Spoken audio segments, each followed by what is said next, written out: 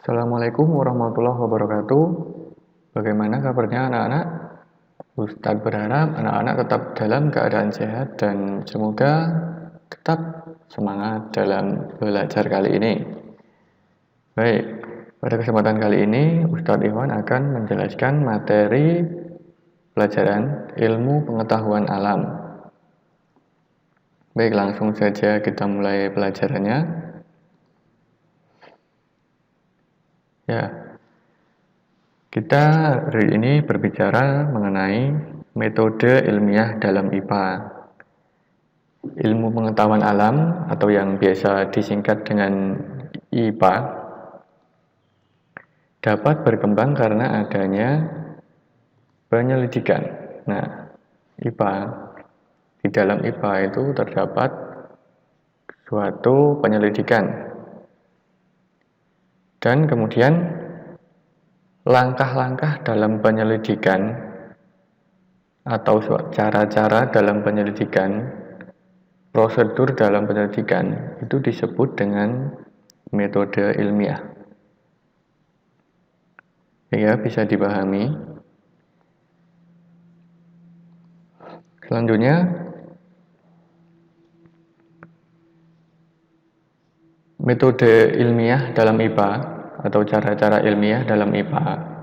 Yang pertama adalah kegiatan pengamatan, yakni mengumpulkan data dan informasi dengan panca indera dan atau alat ukur yang sesuai. Nah, apa saja datanya? Kemarin kalian telah melakukan pengamatan terhadap tumbuhan. Nah, data berupa warna, kemudian panjang, lebar, nah itu merupakan data yang kita kumpulkan dalam pengamatan ini. Panca indera apa yang bisa digunakan dalam metode ilmiah IPA? Contohnya, kita menggunakan mata kita, menggunakan telinga kita, menggunakan alat peraba atau kulit kita. Nah, seperti itu. Kemudian alat ukur yang sesuai. Contohnya, penggaris. Nah, penggaris itu merupakan suatu alat ukur. Kemudian timbangan atau neraca. Nah, untuk mengukur berat suatu benda. Selanjutnya, metode yang kedua yaitu membuat inferensi. Nah, yaitu merumuskan penjelasan berdasarkan pengamatan untuk menemukan pola, hubungan, serta membuat prediksi. Nah, dari data yang telah kita dapatkan di awal tadi, data dari pengamatan, kita rumuskan penjelasannya bagaimana, kemudian hubungannya, serta membuat prediksi. Kira-kira apa yang akan terjadi dengan data itu jika fenomenanya seperti ini, kemudian hal apa yang bisa terjadi di kemudian waktu. Yang ketiga yaitu mengomunikasikan.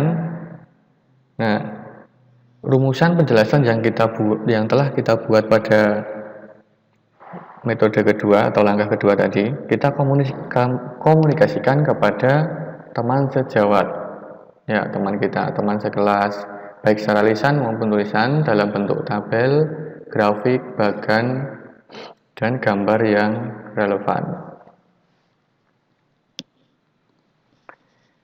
Kegunaan mempelajari IPA, yang pertama kita dapat memahami berbagai hal di sekitar kita. Bagaimana suatu fenomena dapat terjadi, kemudian apa yang akan terjadi, kemudian yang kedua menyelesaikan masalah. Yang ketiga berpikir logis dan kritis. Keempat meningkatkan kualitas hidup. Kemudian objek IPA, objek. Nah, apa saja yang kita pelajari dalam IPA?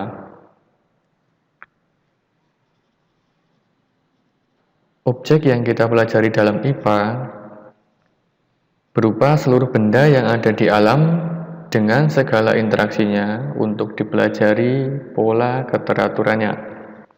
mulai dari makhluk kecil seperti virus dan bakteri. Kemudian, virus dan bakteri ini tidak bisa kita lihat dengan mata biasa atau tanpa alat bantu. Kemudian, objek yang dapat kita lihat dengan mata biasa atau tanpa alat bantu, contohnya hewan, tumbuhan, kemudian hutan, lautan, dan sebagainya. Kemudian suatu objek yang sangat besar, yaitu bumi sampai jagat raya. Nah, ini semua merupakan objek atau apa saja yang akan dipelajari dalam IPA. Nah, kemudian IPA itu akan digolongkan menjadi 4 cabang keilmuan. Yang pertama ada fisika. Fisika berbicara mengenai materi, energi, gaya, gerak, panas, cahaya, dan lain sebagainya. Yang kedua, kimia. Di sini kita berbicara tentang penyusunan dan perubahan zat. Ketiga, biologi. Di sini kita mempelajari tentang sistem kehidupan dari renik sampai lingkungan yang luas. Renik itu benda-benda atau makhluk hidup yang sifatnya kecil. Kemudian ilmu bumi dan antariksa. Di sini mempelajari tentang bumi, bintang-bintang, planet-planet, dan berbagai benda langit lainnya. Baik, kita masuk ke pengukuran. Dalam mempelajari ilmu pengetahuan alam, kita tidak bisa lepas dari kegiatan penyelidikan. Kita gambarkan seperti ini. Dalam penyelidikan itu sendiri, terdapat tahapan yang salah satunya adalah pengamatan. Kemudian di dalam pengamatan, terdapat suatu kegiatan lagi yang salah satunya adalah pengukuran. Baik. Kemarin kalian telah melakukan pengamatan. Apa saja yang kalian ukur dan kalian amati kemarin? Contohnya seperti ini, kalian telah melakukan pengamatan terhadap tumbuhan. Kalian mengamati batang, daun, bunga, buah, dan bagian lainnya pada tumbuhan. Kemudian kalian juga telah melakukan pengukuran pada lebar daun dan panjang daun. Dalam kegiatan pengukuran, kalian menggunakan penggaris, ya, betul kan? Nah, penggaris merupakan salah satu contoh dari alat ukur. Nah, kemudian apa pengertian dari mengukur itu? Jadi mengukur adalah kegiatan membandingkan suatu besaran yang diukur dengan besaran sejenis yang dipakai sebagai satuan. Membandingkan suatu besaran yang diukur. Nah, apa besaran yang diukur itu? Contohnya panjang daun, lebar daun. Nah, itu merupakan contoh dari besaran yang diukur. Kemudian diukur dengan besaran sejenis yang dipakai sebagai satuan. Apa besaran sejenis yang dipakai itu? Nah, contohnya seperti penggaris atau meteran untuk mengukur besaran panjang daun tadi. Nah, di penggaris itu terdapat angka-angka ya yang menunjukkan berapa panjang suatu benda yang akan kita ukur.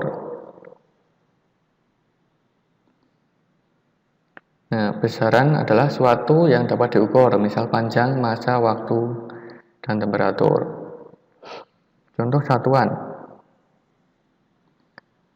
Nah, baik.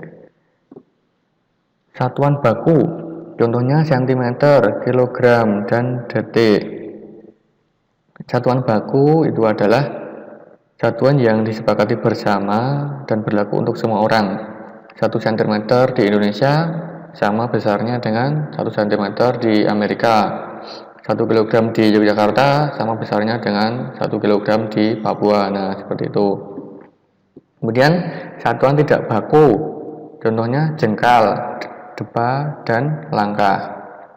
Nah, kalau satuan tidak baku ini adalah satuan yang tidak disepakati oleh orang banyak dan tidak berlaku untuk semua orang. Jengkal, apa itu jengkal? Nah, jengkal adalah jarak yang dihitung dari ibu jari sampai dengan jari kelingking. Ya, tahu kan? Deba itu jarak yang diukur dari ujung telunjuk tangan kiri sampai dengan telunjuk tangan kanan ketika tangan direntangkan ke samping kanan dan kiri. Kalau pada satuan tidak baku, misal satu jengkalmu tidak sama besar dengan satu jengkal ayahmu,